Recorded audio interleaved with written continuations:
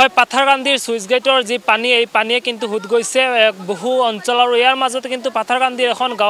গাঁৱৰ যিখন পথ আছে এই পথ কিন্তু একেবাৰে ছিঙি গৈছে আপোনালোকক আমি ND24 দৰ্শকক আমি দেখুৱাইছোঁ এইখন গাঁৱৰ পথ আছিলে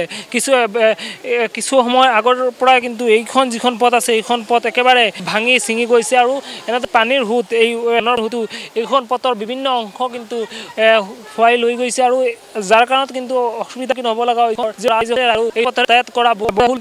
এই যি যাতায়াত লোকসকল আছে আমি জানিবলৈ পাৰিম যিহেতু এইখন পথ বানৰ পানীত একেবাৰে হুদ গৈছে আৰু তেওঁলোকে কি ক'ব এইখন গাঁৱৰ নামটো কি আৰু এতিয়া পথটো একেবাৰে ভাঙি গৈছে কি ক'ব এইটো ৰাস্তাটো হ'ল মানে এই যে ফৰেষ্ট অফিচ আছে ইয়াতে Patharkandi forest office switch gate মানে এইটো মানে কাছৰ গাঁওটোৰ নাম হ'ল বিলবাৰী আর বেঙ্গলিতেই কই এসামিস অত কমফোর্টেবল না ব্যাপার হইল কি এখানে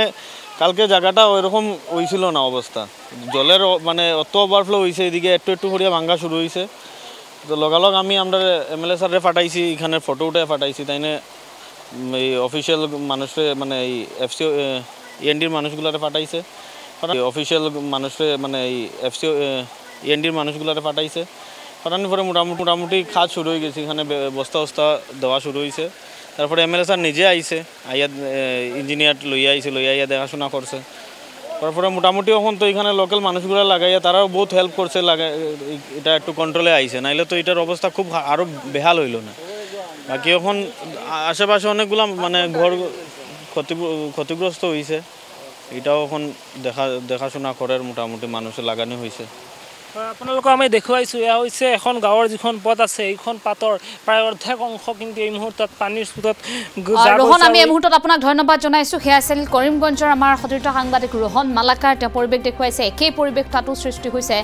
লোকসকলৰ মাজত হাহাকাৰ পৰিৱেশৰ সৃষ্টি হৈছে যিহেতু নিমিষতে বানে বুঢ়াই পেলাইছে বহুকেইখন গাঁও